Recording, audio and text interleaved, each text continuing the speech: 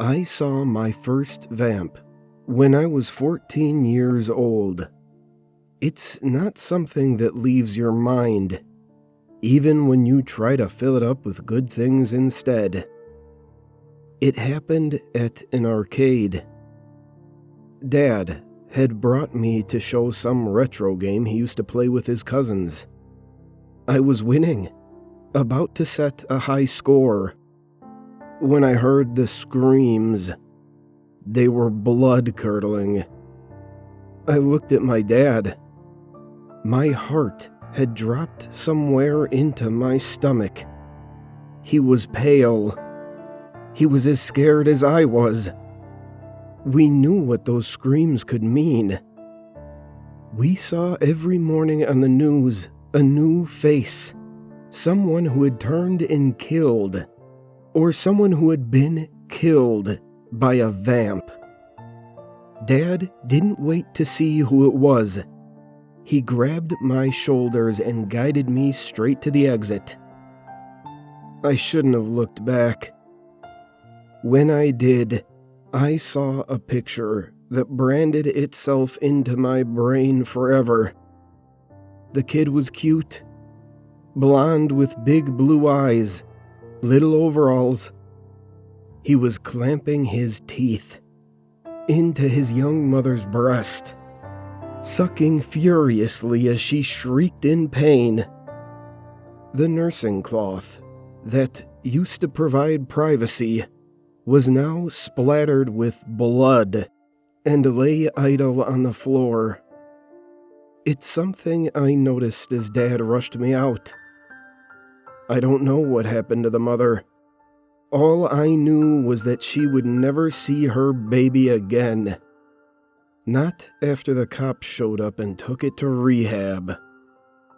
Everybody knows once you try human blood, you can't ever stop. It's why mothers are warned to stop nursing as soon as the babies develop teeth. Dad said it was rare for this to happen, that it was likely she already had a scab or a small cut, and the baby had bitten after the initial taste. He gave a small seminar about her stupidity, not paying attention like that. I thought that it was pointless to criticize her. Her baby was gone. She had learned her lesson, and so had I. I would never breastfeed in my life. I was paranoid for a long time. I refused to floss, despite knowing it was impossible to turn with my own blood. I wouldn't share chapsticks or kitchen utensils. I lived in constant anxiety and fear. Then, one night, my worst nightmare came to reality. I was walking home when I saw a man rapidly approaching from across the street. His mouth and chin were covered in dark blood. Fresh. I froze in fear. I couldn't move a muscle. Something clicked when I saw he was wielding a small knife, tipped with blood. I can't die. Not like this. I ran, with energy and speed I hadn't thought possible. While running, I tried to think of what to do, how to protect myself. I scanned the area in front of me and located a trash can on the corner of the street. Litter surrounded the bottom. I saw a glass bottle peeking out of the top. I ran as fast as I could toward the trash. When I arrived at the bin, I speedily grabbed the bottle, scanning it for traces of blood due to years of paranoid habit. I closed my eyes when I crashed the bottle down on the curb, creating a makeshift knife. I did all this in the 10 seconds it took for him to reach me. I didn't let him make the first move. I was aware it was my life or his. I aimed for his throat, my heart pounding in my ears. I screamed when I stabbed him. I was still screaming as blood gushed out of his neck. He tried to stop it with his hands, clutching at the hole in his neck. In doing so, he dropped his knife, which clattered onto the road. He faltered, gasping for air. After I stabbed him, I wanted to run. I mentally commanded my body to move as he bled out. But I was frozen. He looked at me with desperation and despair in his eyes. Even in my intense fear, for a moment, I felt pity for him. Then, with the speed of a striking snake, his hand left his bleeding wound and grabbed my hair. He pulled so hard I yelled in pain. When I did, he stuck his fingers in my mouth.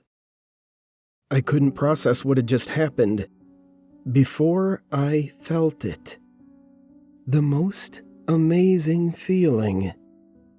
It was like every worry was melted away.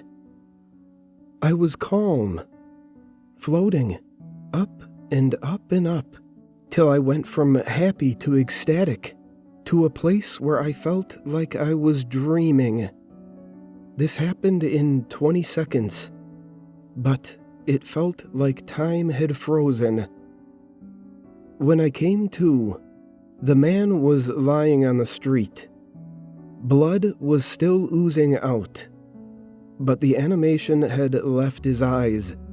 He was smiling. I knew why. He had chosen to do a noble thing in death. He had opened my eyes. Something I had been running from my whole life was something I should have been chasing. I now couldn't imagine life without another taste, as many as I could get. I knew I needed to run before anyone saw me and the cops came to take me away. But I had to take some with me. I took off my jacket and saturated a sleeve in the blood coming from his neck.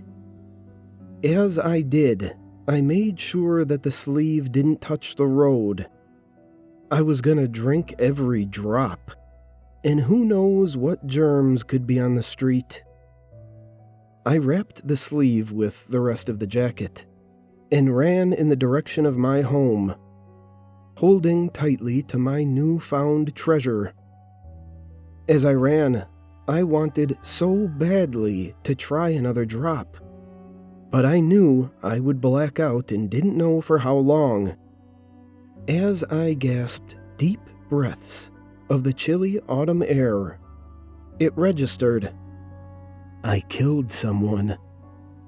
I shook the thought out of my head. It was self-defense, and I had a whole new life now. When I got home, I squeezed all I could from the sleeve and stored it the best I could manage. Life has been somewhat surreal since then. Every day is stretched out endlessly now. I'm timeless. The blood is going bad. Soon, I'll run out. It doesn't matter. I'm free. I'll live eons in days. I'm timeless.